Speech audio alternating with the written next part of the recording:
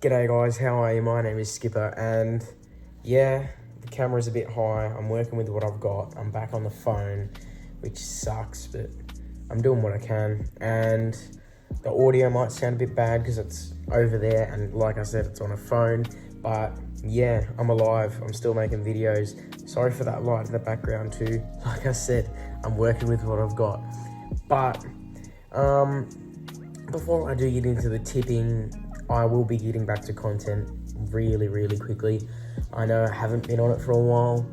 I've been struggling for some ideas. I've been really busy with other stuff in my life, which happens, of course. But I don't really want to ramble about this any further. So without further ado, let's get into my tips for round 19. Kicking off, Carlton and Port at Marvel. I will not be going to this game because I gave my tickets away. I would be going, but I'm working on that day and I want to get back home in time to get ready to go, to leave. So what can you do?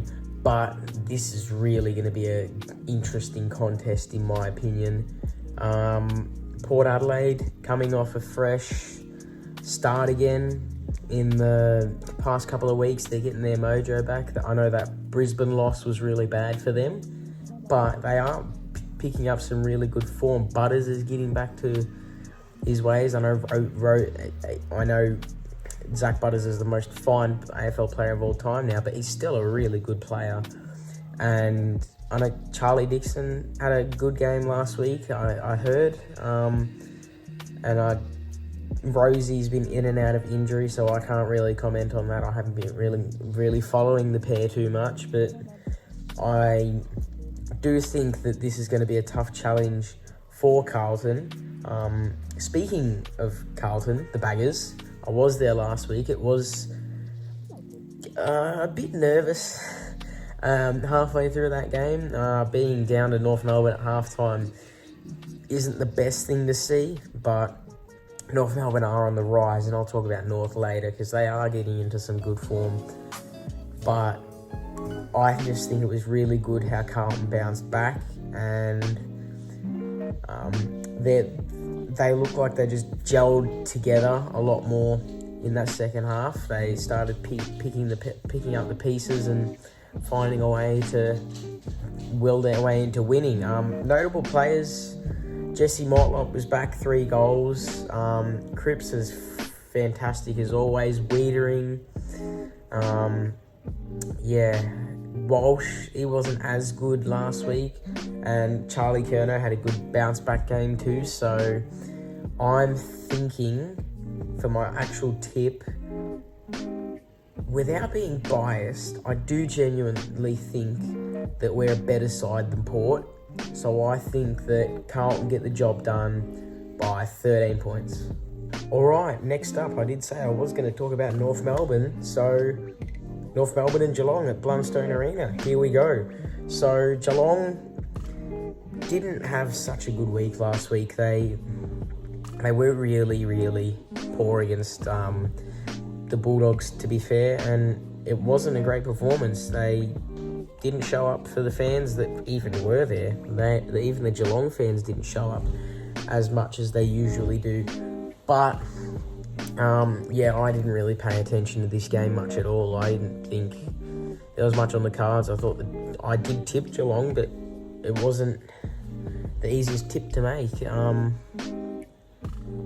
I think that, look, Brian Myers still doing his best. Max Holmes, best and fairest form for Geelong at the moment. And Sam De Koning also doing what he can. Tom Stewart being tagged now, which is an interesting thing. Is something new that Geelong have to work through. And I do think that it will be kind of tough in Tassie, I reckon.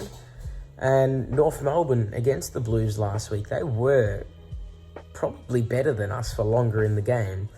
And it does surprise me how quickly they've bounced back from being... They were considered the worst team for the year for a long time. And now that they've actually proven that they can play some good footy, it is a good sign. First of all, Harry Sheezel, he isn't a goal kicker, but he hasn't missed a goal all year. And he had the most disposals, I think, as well last week, which is really, really good. LDU, Nick Larkey had an off game, but I'm sure he'll be back and fit and firing. I also think Paul Curtis, Curtis Taylor, both very exciting small forwards. And yeah, they've actually got a really likeable list. And despite being a Carlton fan, I kind of liked a little bit of what they bring to the table against us last week. It was a bit entertaining. But in this game, I'm still going to tip Geelong by 15 points, but I don't think it's going to be an easy game for Geelong. I think it could be... North Melbourne could lead at three-quarter time. Geelong might have to come back, but I think they will. But I think that North Melbourne will put up a good fight and have another consistent outing for the week. All right, moving to the second Q clash for the year, and I sort of see this being a close game, but at the same time, it's not that exciting because Brisbane are in some really, really good form, and I know Gold Coast can be really, really good at home, but I'm just sort of piecing together what these teams have looked like the past couple of weeks, and Gold Coast don't look like a finals team to me. They don't look like they're going to... They can definitely still make finals. I'm not writing them off at all, but it's going to be really, really tough from here. They've nearly got to win every single game, which isn't an easy task. Notable players, Ben King had a really off game. 0 goals, 3. He's back to 4 behind in the Coleman now. The only notable player that I would consider really, really good for the Suns at the moment is Sam Flanders, who shines. He got 40 touches last week. He's shining in a team that can't consistently put out a performance, which he's still putting out a consistent performance, which is all Gold Coast can ask him for. But they need to go with everyone else. They need to go with the way they need to play as a team, and not that they don't play as a team, but what I mean is they need to get that chemistry built between them. And Hardwick needs, and he knows what he needs to do, but he needs to figure out a new way to do it, because I don't know if it's working. With Brisbane, wow. I wish I could spend a while talking about Brisbane on this, but we don't have that much time. Brisbane against Sydney last week, wow, man. How did they get that? Like, Charlie, the Calamar cheese snap, I'm impressed by that. He missed one later, but the actual, for Brisbane to have the actual grit to get into that game and to fight back and win the game is really, really good for them. I think Charlie Cameron got back into his game a bit last week. Lachie Neale had another good game. Danaher also had another really good game. And yeah, I don't really see this going any other way than Brisbane getting the job done, and I reckon they get it done by 23 points. Moving on again, and we have another interesting fixture, I think, in my opinion. St Kilda and Essendon at Marvel, and the last time these two teams met, Bombers won by 4, by a streak of luck, really, with a great kick by Jake Stringer, but the tables are turned. The Saints are on the rise, and the Bombers they went from being in top 4 a couple of weeks ago to nearly being out of the 8. They need to get themselves back into the game. Otherwise, that finals drought could go on another 365 days. But first of all, St Kilda. What can I say about St Kilda? I don't know much about them at the moment either, but I think they have got some quality. Obviously, Steele, brilliant captain. Love him as a player. Nasiah Wanganeen-Milera is also a really likeable player, in my opinion. Plus, Jack Higgins, exciting small forward. Mitch Owens, I don't think anyone talks about him enough. I know he hasn't been playing well lately, but when he's on, he's on. And Essendon, Merritt continues to put in a world-class performance every single week. Langford has good moments. Jake Stringer has a good game every now and then. And Nick Martin as well. I'm just struggling to find a lot about this game because I know I said it was interesting, but with the teams, there's not too much to talk about over the past couple of weeks. Obviously, Essendon, like I said, in a bit of a slump at the moment. But speaking of Essendon, I do think they will win. But same with the North game. I don't think it'll be convincing. I think that St Kilda put their effort into it, and I think that Essendon win by 11 points. Right, so next game, another it's a derby, so it's not that bad, but considering what the result could end up being, it's not that worthy of being not worthy of being a good game. Obviously, any game can be a good game, but it doesn't seem that appetizing to me. And first off, I'll talk about Fremantle. I'm going to name 3 players, and you are going to... You know how good these players are, let's just say. Sarong, Brayshaw, Hayden Young is what I meant to say. They're all guns. Sarong probably could be one of the youngest players to win a Brownlow. Brayshaw could be up for best and fairest. Hayden Young could be up for best and fairest, or even all Australian. But Fremantle are flying. They could genuinely make a top 4. And West Coast, on the other hand, were pretty poor against St Kilda last week. Jaden Hunt had 35 touches against St Kilda last week. Tim Kelly was okay, but overall, I don't really give West Coast much of a chance. I reckon they lose to Fremantle by 56 points.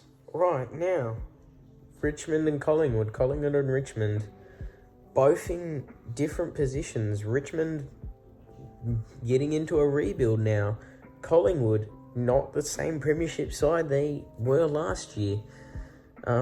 Last week, obviously, Collingwood against Hawthorn. Hawthorn obviously being really, really good. And I'll get into Hawthorn in about 2 games' time. But Collingwood just didn't look up to shape. They didn't really look like they were going to win it at all. I don't want to bring up Jack Ginnivan, but it's hard not to. He had 31 touches and 2 goals last week, which is absolutely monumental, especially against his old club. He is such a fun player to watch, I have to say that much. The way he entertains and gets into everyone there's something likeable about it. And with Richmond, they were in the game for a while against Port, and it was surprising. But obviously, Daniel Rioli was their leading disposal getter last week. He wasn't that bad. Also, Ryan Mansell in front of goal, kicked 3 straight. That's pretty good. And Tim Taranto, it's always nice to have in a Richmond side.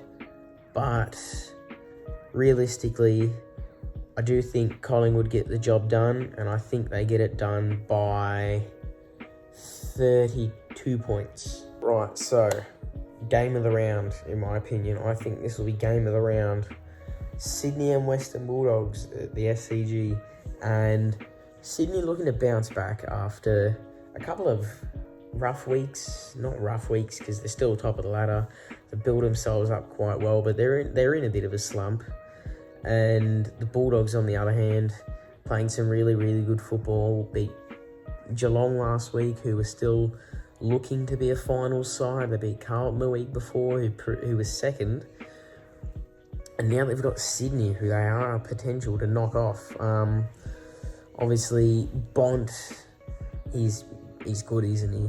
Waitman, also fantastic. English is good as always. Ugle-Hagan is playing well, proving why he'll be a forward great for the future. And with Sydney, obviously Gould, you've got the trio, Gould and Heaney and Warner. And I know Heaney got rubbed out of the Brownlow, but he probably still could even poll top 5. I know you don't lose votes for it, but he has dropped a bit of form as of late, but he's still playing really well. Tom Papley's out for a while, which could hurt their forward line a little bit, but I also think that Sydney, they've been really, really good at home, with exception to the loss against Fremantle, and I think one other, if that. I think it was against no, they didn't lose to the Giants, but I think in game of the round, Sydney win this game by 9 points. And the last game of the round, Adelaide and Hawthorn in Adelaide. Right, so I'm going to talk about the Crows first because I don't have as much to say, but I will get into Hawthorn right after because I have a few things to say about them boys. Adelaide played, I wouldn't say their best football. What am I saying? Like, I thought I had nothing to say about the Crows, but really, what a comeback. They got 10 goals up, or they got 10 goals on the Bombers, were down again in the last quarter, still managed to find a way to win, which is pretty courageous if you ask me. Obviously, Josh Rochelle, good mate. You're a good player, mate. And Ben Keys, 5 goals and a fair few touches too. So that's a good sign to see for the Crows, and they could stick it up to Adelaide. They could stick it up to Hawthorn in this game too. But now, speaking of Hawthorn, I have to talk about the Hawks. Hawkball is the thing at the moment. Ginnivan, I mentioned earlier, had a cracking game. He's been in some great form. Will Day also... Oh, sorry, that was an edit. Will Day also really, really good. Like, there's not really a bad player at the moment at Hawthorn. They're really, really collectively coming together. The thing that I probably said that Gold Coast need to work on, the Hawks are doing perfectly. And I would say in the next, if not this year, next couple of years, they could be one of the best sides in the comp.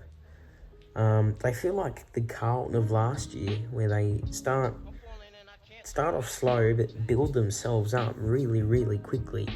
And I genuinely think that they're a good shot for this game. So I'm going to tip Hawthorn to get another game in a row by 24 points. And that is it. I'm back. Like I said, content is back, and I'm excited to be back, to be honest. I can't wait to get back into making content and doing what I love, which is making content. And I hope you guys are excited too. Give me ideas down here of what else you want me to do, because I'm always open to your ideas. I always am. But thanks again. I'll see you in the next video. Have a good one. Cheers.